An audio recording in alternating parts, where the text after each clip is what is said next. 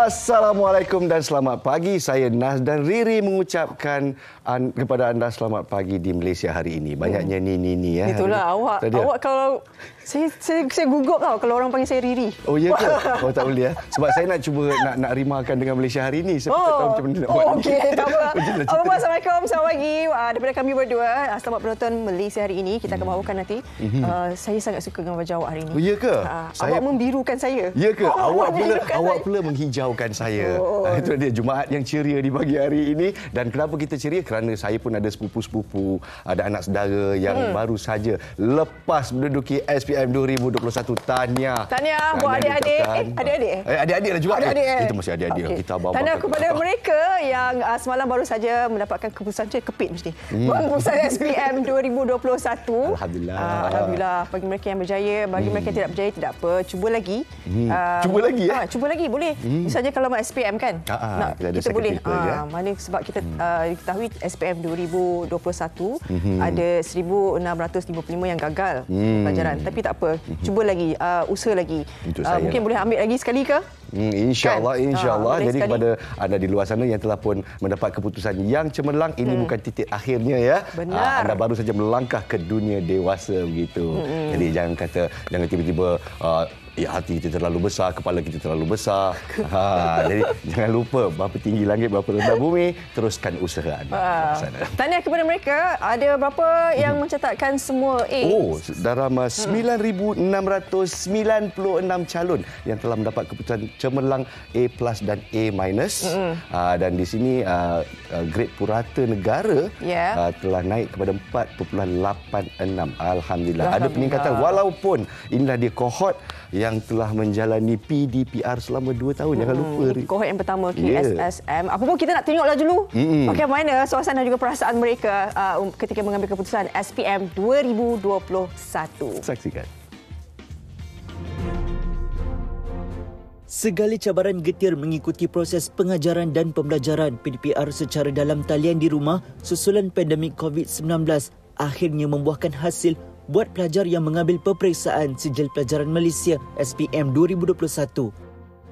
Seramai 407,097 calon ujian bertulis sudah pun menerima keputusan mereka semalam.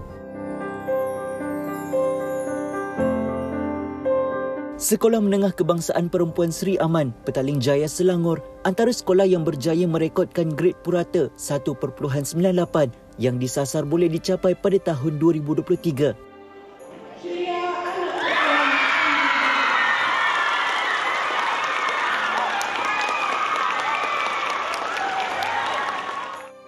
Lebih membanggakan, keputusan SPM sekolah berprestasi tinggi ini adalah yang terbaik sejak peperiksaan tersebut dijalankan dengan 43 daripada 174 calon mendapat keputusan cemerlang.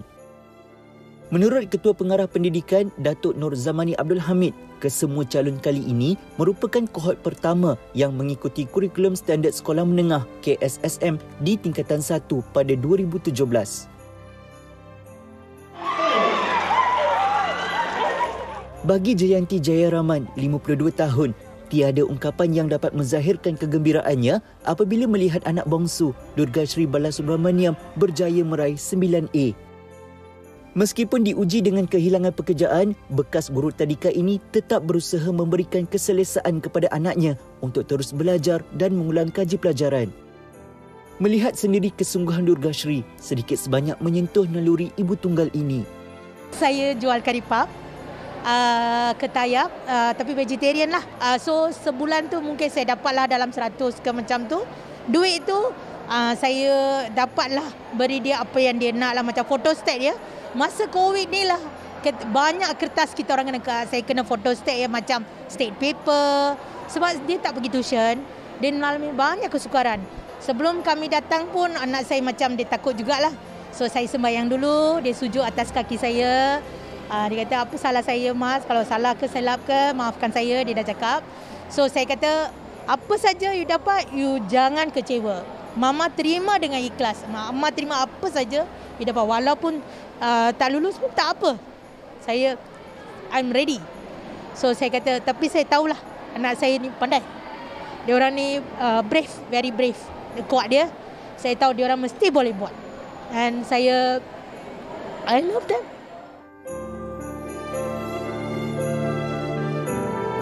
Berbeza pula kisahnya dengan Rania Damira Razman.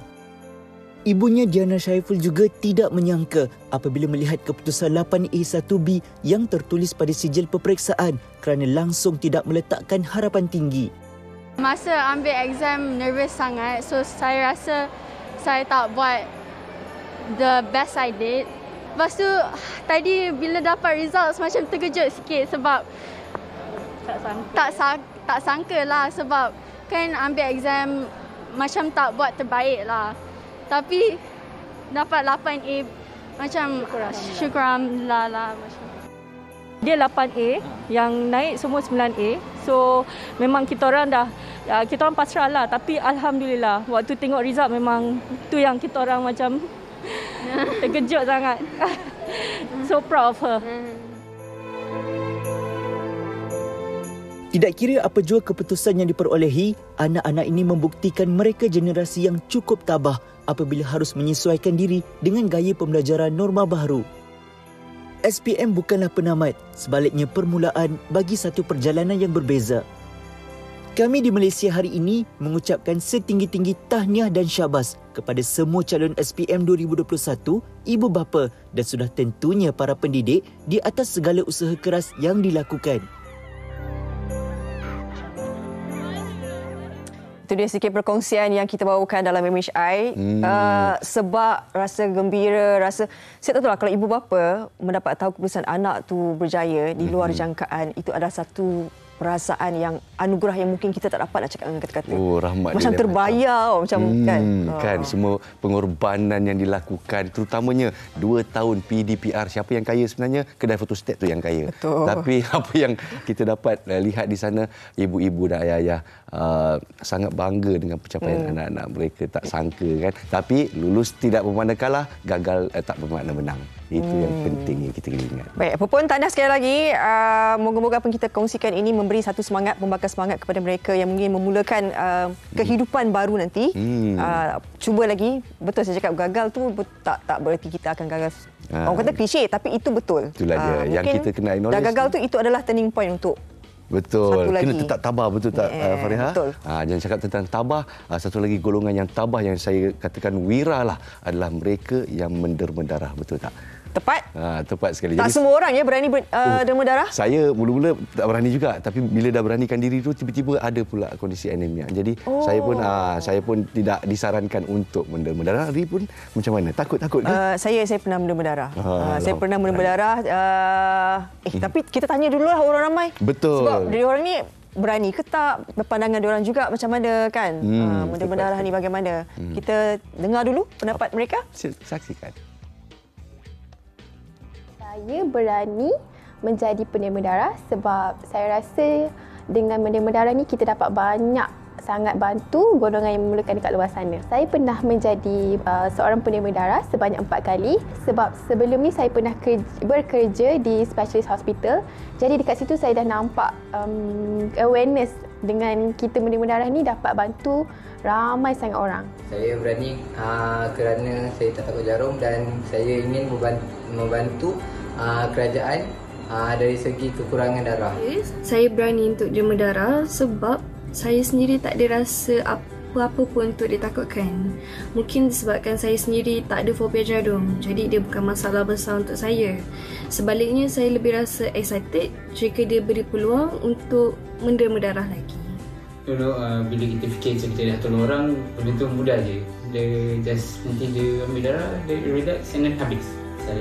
Niat saya lah untuk membantu orang yang lebih yang memerlukan darah. Sejujurnya dulu saya sangat takut untuk derma darah sebab saya takut dengan jarum.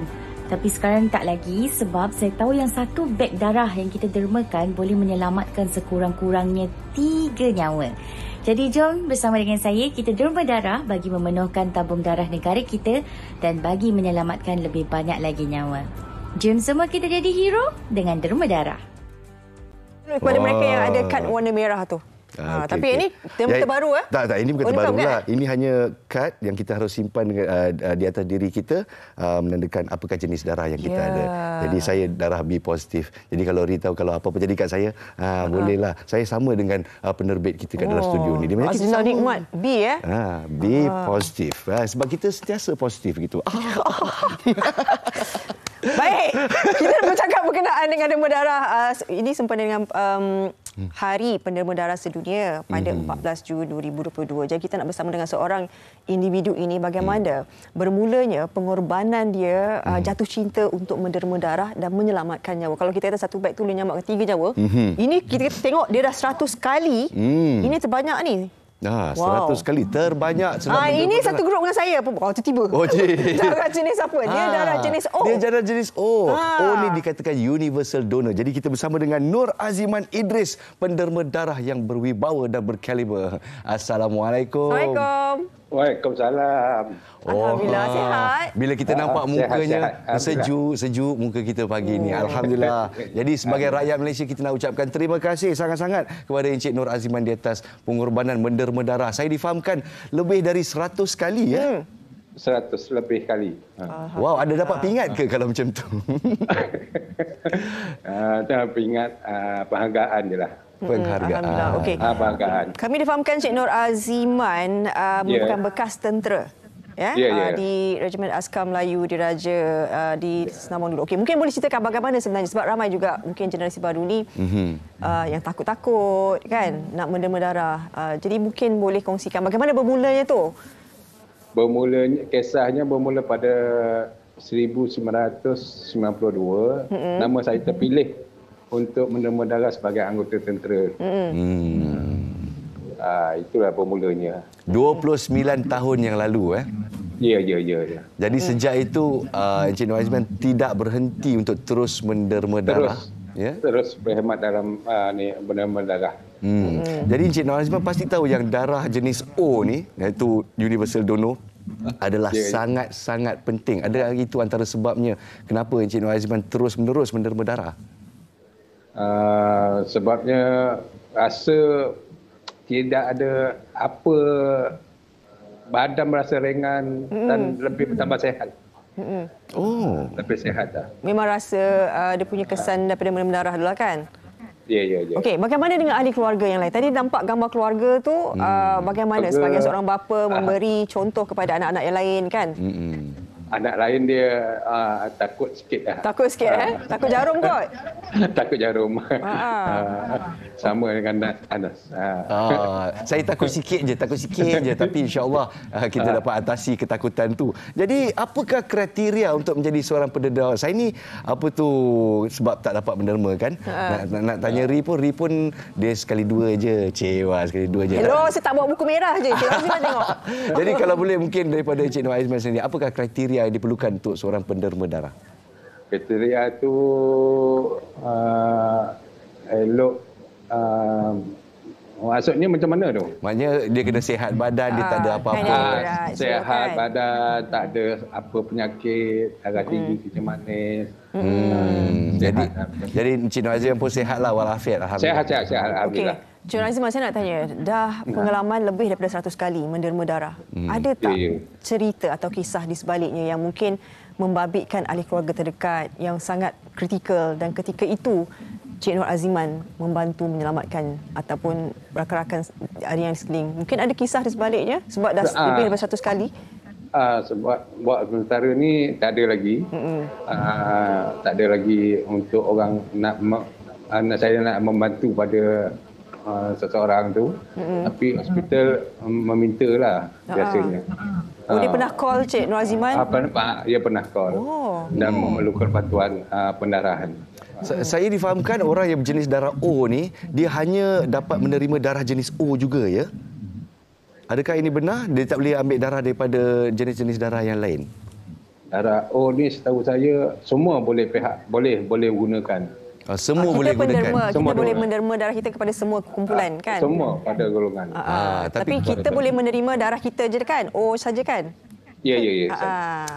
Okey. Jadi kalau Fariha jenis O dan Encik Nur Aziman jenis O, buat kawanlah sikit, mana boleh tahu kan. Kita geng Encik Aziman. Kita geng begitu ya. Sebab orang darah O ni dia kebanyakan dia sweet, penyayang, sebab tu kita menderma, memberi. Saya setuju. Ya, saya setuju. Jadi Encik Nur Aziman, mungkin pesanan untuk penonton-penonton kita, mungkin mereka yang ada niat tu untuk menderma darah, untuk cuba menyelamatkan nyawa rakyat Malaysia tapi masih takut-takut atau ragu-ragu, apakah pesanan Encik Nur Aziman buat mereka? Pesanan saya, janganlah takut pada jarum yang sebesar batang mancis tu. Jadi kita menghargai pengobatan yang memerlukan di hospital. Contoh orang memerlukan darah di hospital-hospital yang memerlukan sangat. Sekarang Cik Nur Aziman masih lagi lah aktif. Saya masih aktif. Ya. Sehingga sekarang. Cik Nur Aziman tahu tak angka sebenar? Angka sebenar berapa kali dah sekarang ni? 105 kali. 105 kali. 105 kali. Kalau setiap kali menderma darah, setiap paket tu dapat menyelamatkan 3 nyawa, betul? Jadi kalau kali 100 dah 300 nyawa Encik Nur Aziman selamatkan. Jadi macam mana perasaan tu, walaupun menyelamatkan nyawa tapi orang tak tahu nama. Sampai ke hospital pun kalau ada keadaan kritikal, call Aziman kan untuk bantu. Ya. Perasaan saya amat membanggalah, terharu sangat pada pihak hospital Tuanku Jaafar, Seremban Negeri Sembilan yang memerlukan sangat darah yang tidak mencukupi. Kalau diperlukan, dia memerlukan banyak darah yang diperlukanlah. Baik. Jadi untuk Encik Nur Aziman yang merupakan bekas tentera, masih mengalir dalam badan ya naluri untuk membantu nyawa, membantu rakyat Malaysia. Baik. Terima kasih banyak Encik Nur Aziman, dan kami sangat-sangat bangga di atas perjuangan ini dalam membantu banyak lagi nyawa yang memerlukan bekalan darah. Itu dia Encik Nur Aziman Idris, dah lebih daripada 105 kali menderma. 105 kali. Semoga sihat. Tubuh badan dan sebagainya sebab dapat membantu. Tepat sekali. Tabik hormat. Jadi dengan itu kita ke segmen yang seterusnya, kita akan melihat apa yang sedang dipaparkan di akhbar-akhbar utama kita. Jadi di akhbar-akhbar utama, apa yang kita nampak semuanya tentang pencapaian SPM luar biasa. Jadi di Utusan Malaysia mencatatkan seperti yang kita wawarkan tadi ya, 9,696 calon mendapat semua A dan 336,630 layak menerima sijil mereka. Tahniah kita ucapkan. SPM 2021 paling getir. Ini di Cosmo. Saya rasa ini memang benar. Adik saya pun dia dapat result juga. So macam kali ini saya rasa ibu bapa dan guru-guru macam berada dalam keadaan yang redha lebih awal. Redha lebih awal ya. Dia tak apalah. Dia macam tak apalah tu lebih awal kita dulu, selepas tu betul. dapat result tu baru tak apalah. Tapi kali ini lebih awal lah, macam buat yang terbaik, you did well. Alhamdulillah. Saya rasa kebanyakan ibu bapa di luar sana pun merasa nak pressure anak tu susah juga, kerana mereka belajar dari rumah, mereka lihat betapa susahnya anak-anak mereka cuba belajar menggunakan skrin, menggunakan telefon dan sebagainya. Jadi bila kita dapat pencapaian begitu sebagai ibu bapa, saya pasti mesti bangga. Saya pun bergenang air mata bila saya fikirkan ya. Dan di New Straits Times pula kita cerita tentang itu dia pelancaran MRT Line 2. Dah dapat cuba Fariha? Belum lagi ya? Itulah dia. Sekarang Perdana Menteri Malaysia telah pun mengumumkan bahawa rakyat Malaysia mampu menikmati MRT Putrajaya Line 2 ini dan semua pengangkutan awam secara percuma. Jadi ini mungkin strategi kerajaan untuk memberikan perangsang kepada rakyat Malaysia. Kita lihat keadaan begitu jam, sesak lalu lintas dan sebagainya kan. Jadi dengan peluang ini, rakyat Malaysia ambillah peluang ini sebaik-baiknya, kerana semuanya setakat ini percuma, dan kita lihat macam mana berapa lama kita nak beratur, berapa kerap train itu akan jalan dan sebagainya. Semua ini kita akan kongsi dengan bingkisan kita yang istimewa selepas ini. Dan ada juga kita nak kongsikan ini berkenaan dengan kita di Johor, negeri Johor. Mungkin kita tepat sekali. Satu kebanggaan. Duli Yang Maha Mulia Sultan Johor, Sultan Ibrahim Ibni Almarhum Sultan Iskandar berkenan melantik Duli Yang Amat Mulia Major Jeneral Tunku Ismail Ibni Sultan Ibrahim sebagai pemangku raja mulai hari semalam 16 Jun. Dan bagi Tuanku, Sultan telah bertitah demikian selepas berangkat pada majlis perasmian pembukaan penggal persidangan pertama Dewan Negeri Johor yang ke-15. Jadi ini sekaligus membawa gelaran pemangku raja, iaitu gelaran kehormat bagi pemangku raja ialah Duli Yang Amat Mulia Tunku Mahkota Ismail Ibni Sultan Ibrahim, pemangku raja. Alhamdulillah, Tuanku Sultan juga turut bertitah mengumumkan baginda berkenan supaya Tunku Mahkota Ismail terus menerajui dan mengendalikan pasukan bola sepak JDT untuk mengharumkan nama negara di persada dunia, insya-Allah. Diteruskan usaha dirgahayu Tuanku. Insya-Allah. Baik, kita nak berehat seketika, Nas. Selepas ini kita nak bawakan sedikit berkenaan dengan tadi awal sebut kan, MRT ke semua tu kan? Oh, seronok. Jadi kabarnya geng-geng Malaysia pun dah pergi dah. Itulah dia. Dah cerita-cerita sikit geng rakan sejawat kita Ahmad Fitri Yahya telah pun turun padang dan melihat betapa canggihnya sistem baru ini, MRT Putrajaya Line 2 selepas ini.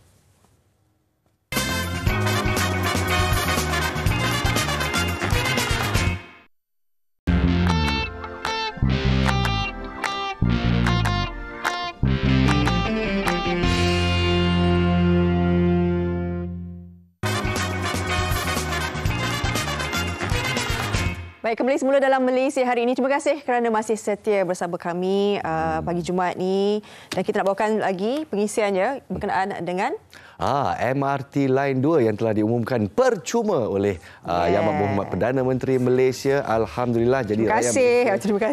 Terima kasih. Betul. Sebab inilah peluang anda yang ingin mencuba pengangkutan awam kita tapi macam rasa takut-takut, resah, takut sesat dan sebagainya. Inilah masa yang paling sesuai untuk anda reki begitu. Betul. Cuba naik. Selama sebulan ni kan. So maknanya mungkin sebulan tu bukannya untuk menikmati yang free je. Mereka kena buatlah kita punya akaun kan, macam okey, ambang hari ni berapa hari, kalau kita nak penggunaan seminggu tu, itu semua persiapan, persediaan mental. Bukan semata-mata kita nak tunggu bila lagi nak percuma, tak boleh. Dan ini mungkin salah satu langkah yang dilakukan sebab kita tahu sekarang kesesakan lalu lintas sangat kritikal kan. Sangat kritikal, mungkin kerana ada di luar sana masih ragu-ragu akan pengangkutan awam akibat penanganan COVID-19. Tapi dalam kita menghadapi fasa semakin pulih, inilah masanya untuk kita bukan saja bajet tapi kita bajet masa juga. Betul. Berapa masa yang diambil dari satu poin ke satu poin, 17 lebih kilometer untuk Putrajaya Line 1 ini. Persiapan mental juga kan, macam kita rasa macam masa, tenaga kita okey tak untuk naik pengangkutan awam ni macam mana kan, nak kesesuaian, itu je. Okey, kita ada laporan istimewa daripada ni kata Fitri Yahya ni. Yes, dia turun padang macam tu. Saya pun terperanjat, saya pun tak sangka Ahmad Fitri Yahya kita pun suka naik kereta api, tapi dia dah turun padang dan dilihat sendiri macam manakah keadaan 12 stesen kita Putrajaya Line 2 MRT. Saksikan.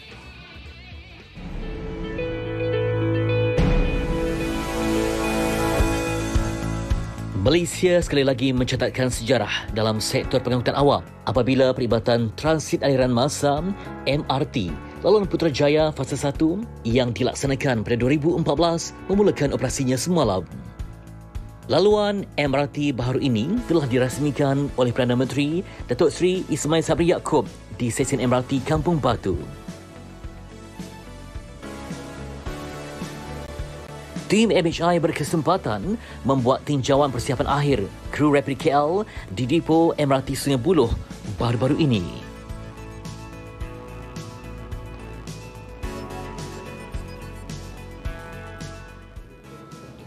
Baik, bukan mudah untuk mengawal sebuah train ataupun sistem yang berteknologi tinggi. Perlu ada kawalan yang sangat sistematik dan terancang. Dan ini pusat kawalan yang menghimpunkan bukan hanya tentang aspek kuasa, pencitraan, IT dan sebagainya, tapi lengkap serba-serbi untuk keselamatan pengguna. Dan saya bersama salah seorang eksekutif yang bertugas di sini, fokuskan pada aspek kawalan, Cik Muaz yang juga merupakan seorang jurutera. Jadi apa yang dikawal pada sistem ini? Okey, actually sekarang kita tengah control train. Sekarang kita waktu unpeak hour. Untuk unpeak hour kita run 8 biji train. Okey, kalau peak hour kita akan run 14 biji train. Dan kita akan ada standby train dekat depoh limit tu.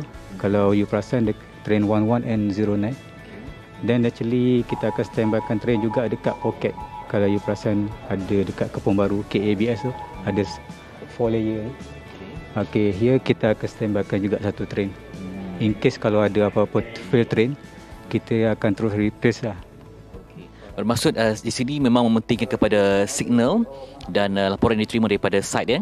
Okey, jadi apa mungkin cabarannya untuk mengendalikan satu sistem yang teknologi tinggi, apatah lagi nanti akan ada banyak cabaran-cabaran dengan jumlah penumpang yang bertambah? Okey, cabaran first kali memang kita kena sediakan perfect system lah kepada kita punya customer. Dari segi safety pengguna, itu yang paling utama lah. Apa-apa emergency kita mesti pastikan customer tu selamat. Alright. Jadi di sini memang menghimpunkan mereka yang terlibat dalam bidang pelbagai supaya sistem ini dapat digerakkan dengan sempurna. Jadi macam mana situasi pekerjaan di sini, mungkin full fokus sebenarnya? Betul lah. Kita kalau boleh kena, kalau boleh 12 jam tu kena be ready lah. Tak boleh lalai kan. Kena be prepare. In case kalau ada apa-apa emergency, kita kena bersedia untuk tackle kita punya emergency. Roger, Control Cockpit Alpha Romeo Sierra. Thank you. Untuk Laluan Putrajaya Fasa 1 ni, kami menyediakan mengoperasi 14 train di waktu puncak dengan kekerapan 4 minit satu train. Dan kapasiti satu train boleh membawa 1,200 orang penumpang.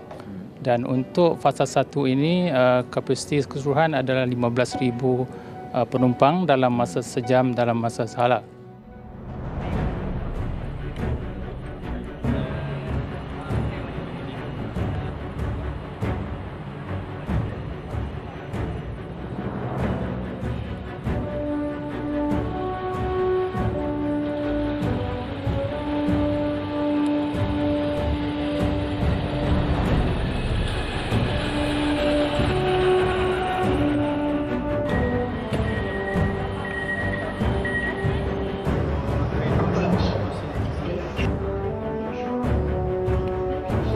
Ini pula gambaran terakhir sebelum operasi sepenuhnya MRT Putrajaya Line.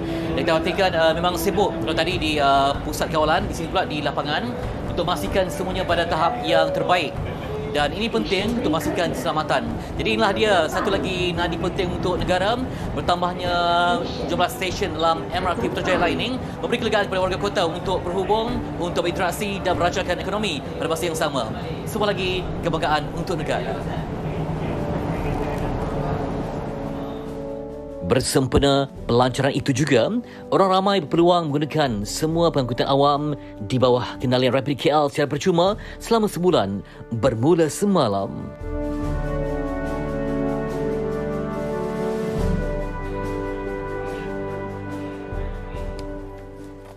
Itu dia, seperti Ahmad Fitri yang katakan tadi, bukan saja untuk keselamatan tapi juga untuk menjanakan ekonomi negara. Dengan 12 stesen baru, insya-Allah ada peluang baru untuk kita jana rancakkan semula ekonomi negara. Insya-Allah itu yang terbaik untuk kita semua. Jadi cubalah sebulan selama sebulan je tau. Sebulan je jadi untuk cuba. Persiapan tu tau. Test dulu, kita uji dulu. Baik, okay. Selepas ni Nas, saya nak berikan laluan kepada Nas bersama dengan Ustaz Ilyas Ismail. Terima kasih Ustaz Ilyas Ismail bersama kita. Assalamualaikum Ustaz. Waalaikumsalam warahmatullahi wabarakatuh. Nas, apa khabar? Khabar baik, alhamdulillah. Dah lama tak bersapa dengan Ustaz pakai merah menyala hari ini ya. Jadi kita nak dengar apa yang Ustaz ingin kongsikan mengenai Yayasan Budi Ihsan Malaysia memandangkan Hari Raya Aidil-Adha semakin dekat kepada kita ya Ustaz. Ya, baik, terima kasih. Sekali lagi Assalamualaikum warahmatullahi wabarakatuh. Buat semua penonton-penonton Malaysia hari ini yang disayangi, yang didoakan kebaikan dunia dan akhirat, insya-Allah.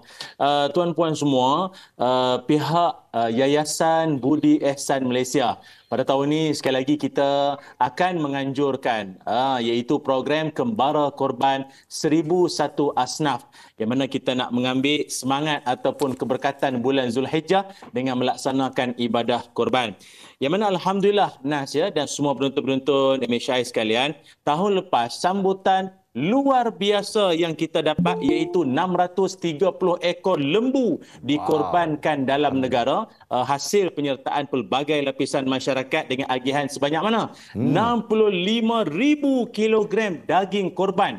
Ini merupakan satu jumlah yang kita sangat terharulah menunjukkan rakyat Malaysia sungguh pun kita berada dalam tempoh yang sukar pada tahun sudah dan tahun sebelumnya. Ini tak bermakna kita tak mampu untuk melaksanakan korban Nas ya. Ini dan tahun ini saya mewakili pihak Yayasan Budi Ehsan Malaysia mengharapkan agar tuan-puan semua dapat kita zahirkan sokongan kita untuk laksanakan ibadah korban menerusi YBIM ini kerana kita ada jalinan kerjasama yang turut disertai oleh Persatuan Penternak Ruminan, operasi sembelihan serta pembungkusan daging korban melalui proses sejuk beku di bawah seliaan GTR.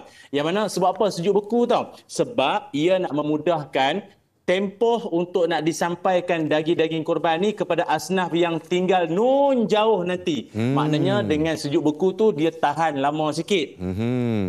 Dan juga kelebihan YBIM penganjuran kita ni ibadah korban ni selain daripada perkhidmatan kita yang profesional, YBIM juga telus di mana ianya diaudit oleh juru audit yang bertauliah dan juga pengagihan kita seperti yang kita sebutkan tadi. Dan dalam masa yang sama kita sebenarnya sedang membantu menjana memperkasa ekonomi tempatan kita sebenarnya dengan kerjasama dengan pihak penternak ini semualah. Dan untuk pengetahuan semua juga, anda tak perlu risau, was-was atau ragu kerana YBIM merupakan penganjur ibadah korban pertama yang mendapat pengiktirafan antarabangsa ISO 9001-2015 khusus untuk penganjuran ibadah dan pengurusan ibadah korban ini sampai dapat Malaysia Book of Records lah. Sebab apa? Pemegang rekod pengagihan daging korban terbesar di Malaysia 2021. Dan semuanya ini berkat sokongan dan juga sokongan daripada penonton semua. Jadi jangan buang masa lagi. Nombor talian ada pada paparan skrin anda. Boleh saja hubungi nombor tersebut dan terus ataupun boleh saja imbas kod QR yang tertera itu untuk anda hubungi segera dan dapatkan maklumat dan jangan lewat-lewat. Kalau yang sudah-sudah ada sampai malam raya korban pun tanya lagi ada. Jadi jangan lewat. Terima kasih.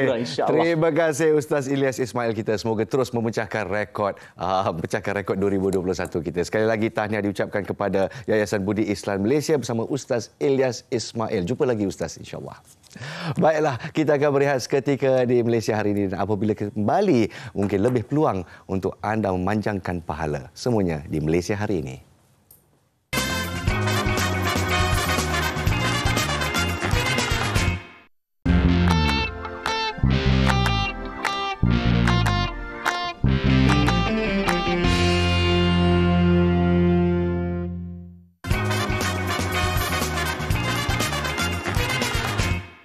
Baik, kembali semula dalam Malaysia hari ini. Terima kasih. Fran nak teruskan pengisian MHI. Ini berkenaan dengan kempen korban dan akikah bersama Pertubuhan Adiniyah. Jadi kita nak terus bersama dengan Ustaz Dr. Zamri Zainuddin, Duta Pertubuhan Sukarelawan Adiniyah. Assalamualaikum Ustaz. Waalaikumsalam warahmatullahi wabarakatuh. Fariha dan penonton di rumah. Apa khabar semua? Alhamdulillah. Ustaz nampak ceria. Warna baju tu nampak Ustaz ceria. Alhamdulillah. Okey, kita nak kongsikan berkenaan dengan kempen korban dan akikah. Kabarnya Pertubuhan Adiniyah ni telah melakukan berkenaan dengan ibadah korban ni sejak 1985 Ustaz ya. Mungkin Ustaz boleh kongsikanlah berkenaan dengan kempen korban dan akikah ni. Ya, alhamdulillah wassalatu wassalamu ala Rasulillah. Terima kasih Fariha dan penonton di rumah. Saya selaku duta ataupun ikon Pertubuhan Sukarelawan Adiniyah cukup yakin untuk meneruskan sebagai duta kerana pertubuhan ini telah menjalankan ibadah korban dan kerja-kerja kemasyarakatan CR pada negara-negara dunia ketiga yang susah sekitar Malaysia, sekitar Asia, di tanah air sendiri semenjak 1985 lagi. Bermakna 40 tahun. Bukan semalam, bukan kemarin, bukan 3 tahun lepas. Jadi ia establish, cukup diyakini dan bukan skema tuan-tuan. Jadi untuk pada tahun ini 2022 juga alhamdulillah pertubuhan ini terus melakukan dan mengajak tuan-tuan dan puan-puan untuk melakukan ibadah korban untuk tahun 2022 juga kalau berkesempatan juga untuk akikah. saya teringat kepada satu sabda Nabi SAW. Nabi bersabda, man wajada sa'atan falam yudhi fala yaqrabanna musallana. Sesiapa yang mempunyai kelapangan harta tetapi dia tidak mahu berkorban, maka janganlah, Nabi kata, untuk dekat dengan masjid kami ini. Maka ketika itu seolah-olah Nabi menyatakan dia tidak mahu melihat orang yang ada kelapangan harta tetapi tidak mahu berkorban, seolah-olah Nabi tak nak melihat mukanya. Masya Allah. Maka ini satu penekanan menyebabkan mazhab Hanafi mengatakan ianya wajib. Bahkan hadis ini diriwayatkan oleh Ibnu Majah dan Ahmad, dan Syekh Albani menyatakan darjatnya hasan. Maka oleh sebab itu kita pastikan Farihah kita on korban pada tahun ini. Jangan tinggalkan, insya-Allah, bersama Sukarelawan Adiniyah. Ya. Tahun ni Ustaz, mungkin ada sasaran bilangan korban kan daripada Pertubuhan Adiniyah sendiri, dan juga nanti nak salurkan kepada mana, mungkin ada package tertentu untuk penonton Malaysia hari ini? Ya, pasti. Menyasarkan pada tahun ini termasuk akikah dan korban sebanyak 100,000 orang peserta, insya-Allah, dan mampu disasarkan oleh tuan-tuan dan puan-puan yang menyaksikan pada pagi ini. Dan kita selain daripada pertubuhan ini terkenal dengan Kemboja, dan murah RM350 satu bahagian lembu, bermakna 365 hari dengan nikmat yang begitu banyak yang Allah kongsikan kita dalam setahun ini, kurang-kurang 96 sen sahaja sehari dengan nikmat yang Allah berikan begitu banyak kepada kita, apalah sangat. Tetapi kalau seekor kambing 650 itu di Kemboja, tempat favourite kami. Tetapi tanah tempat tumpah airku, ada orang kata tak ada nak buat ke kat Malaysia, Ustaz, asyik kat luar aje. Ya, ada. Tetapi orang kata daripada ada lebih baik istiqamah kan. Di kat Malaysia ni memang sikit mahal.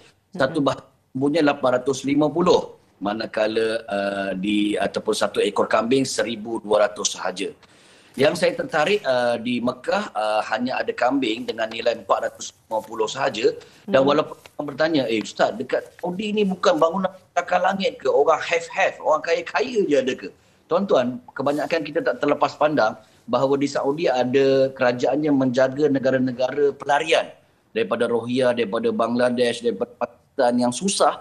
Yang sebenarnya di Saudi ni sepanjang tahun sampai hari kiamat mempunyai orang yang susah yang dibela. So daging ini yang kita sembelih di Mekah sebagai contoh akan diberikan kepada golongan ini.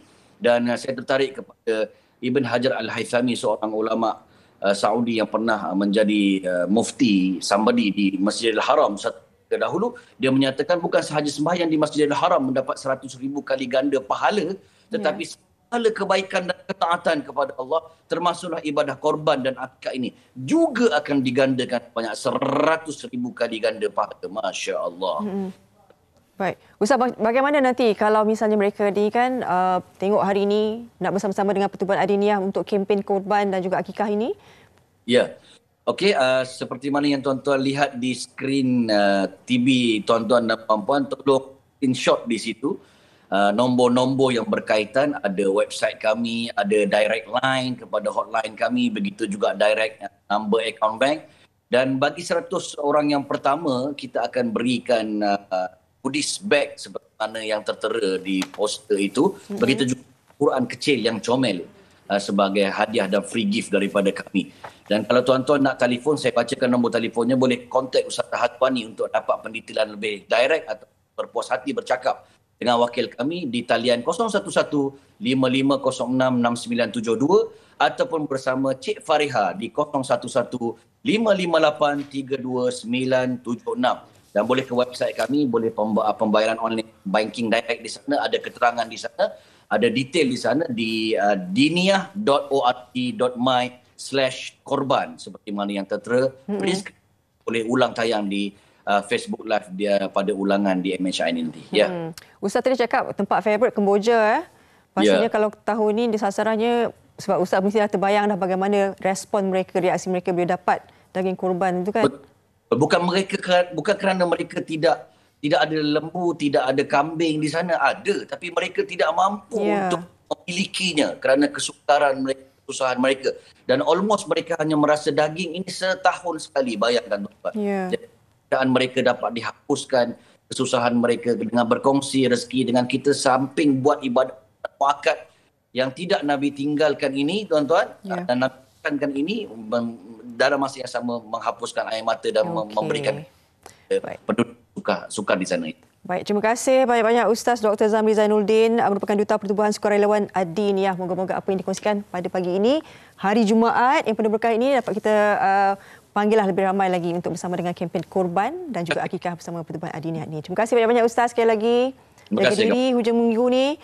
Okey. Waalaikumsalam warahmatullahi. Baik, kita nak berehat seketika, sekembalinya nanti nak bersama dengan Anas balik. Ini antara infak ganjaran segera di dunia. Semuanya selepas ini di MHI.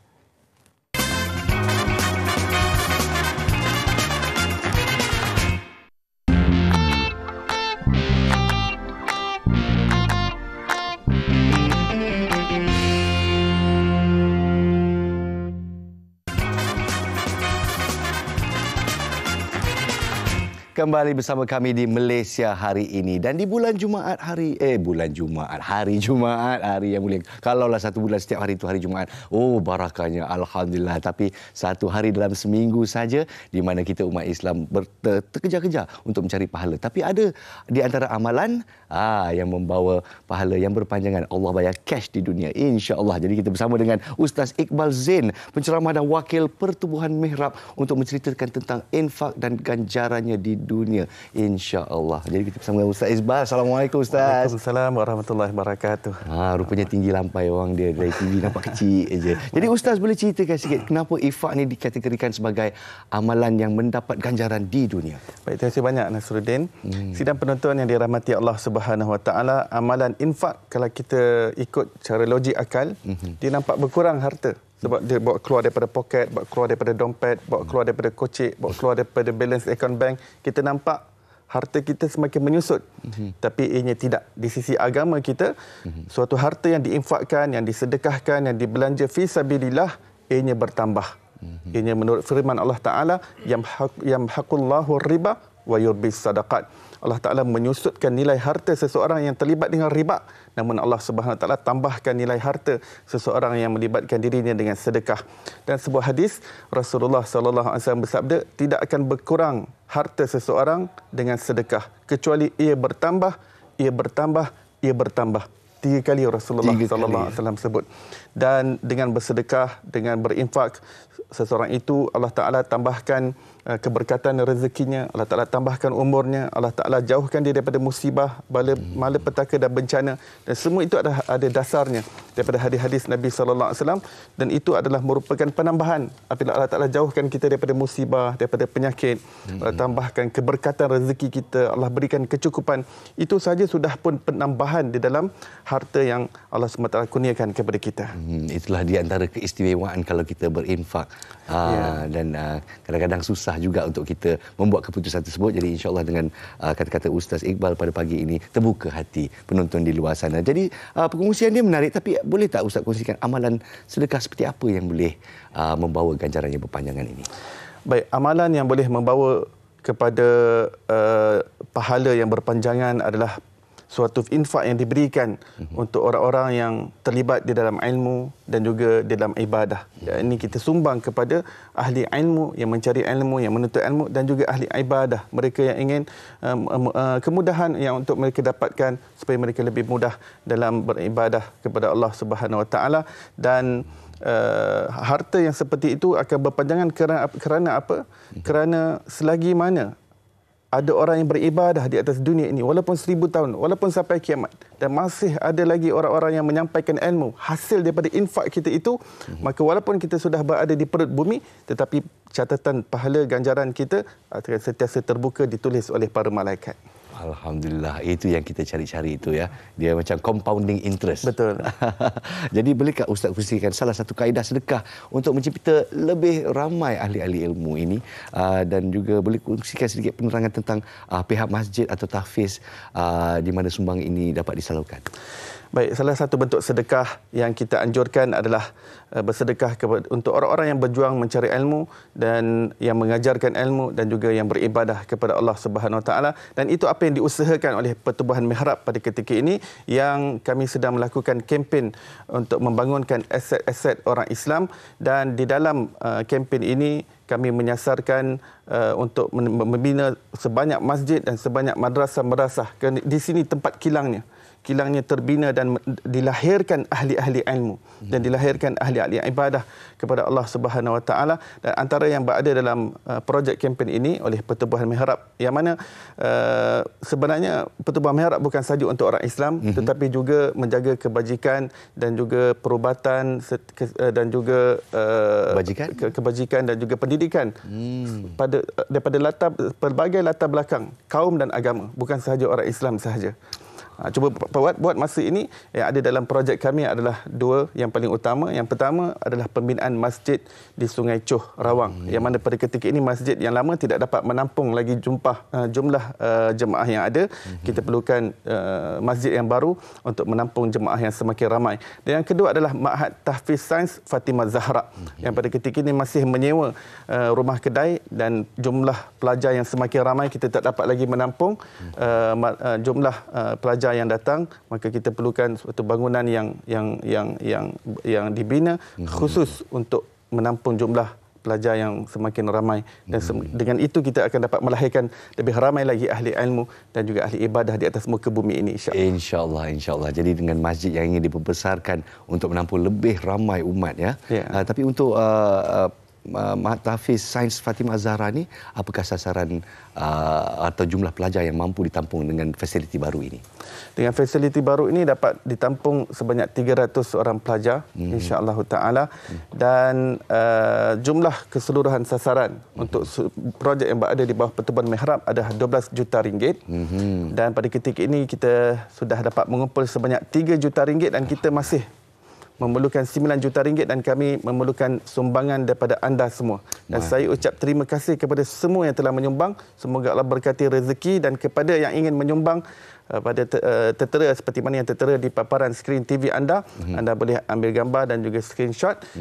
Dan juga kita ada kerjasama dengan Bank Islam menerusi My Istiqamah, yang anda boleh menyumbang setiap hari RM1, RM10, maka setiap hari kita mendapat keberkatan sedekah itu melalui My Istiqamah. Alhamdulillah. Jadi menggunakan QR code yang tertera di skrin tadi, ya. Jadi kita boleh sasarkan infak kita boleh menderma sekaligus, ataupun kita boleh derma sedikit-sedikit setiap hari untuk memanjangkan barakah tersebut, ya. Ustaz Iqbal, bagus strategi ini. Terima kasih kerana berkongsi ilmu bersama kita di pagi hari. Diharap anda para penonton di seluar juga mendapat barakah di hari Jumaat ini, insya-Allah. Jadi kita berehat seketika, dan selepas ini kita akan kita dah habis dah, kita berceloteh, tak sangka pula dah habis. Kita bersama dengan Fariha on kita. Silakan Fariha, tengah buat apa tu? Nas nampaknya stres di situ, ya. Okey, meh sini meh. Meh ala biru-biru. Ala hijau-hijau, kita pun dah bersama. Okey, esok jangan lupa saksikan MHI Hidup Tanpa Stres. Adakah hidup tanpa stres? Untuk saya sememangnya tak ada. Seorang ayah dengan isteri dengan 3 orang anak, pastinya ada stres. Apakah rahsia dia? Macam mana kita nak menangani stres, boleh ke? Tak apa, esok kita tengok kan bagaimana menangani stres. Besok hari Sabtu, Ahad, hari Minggu, holiday, dah dapat penyakit saya. Jangan stres. Kita handle stres kita pada Isnin nanti. Kita bersama-sama di Malaysia hari ini. Lepas ni kita minum kopi sikit.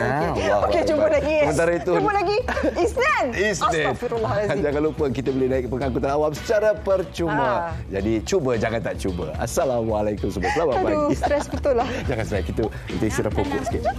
Tak perlu dibajar.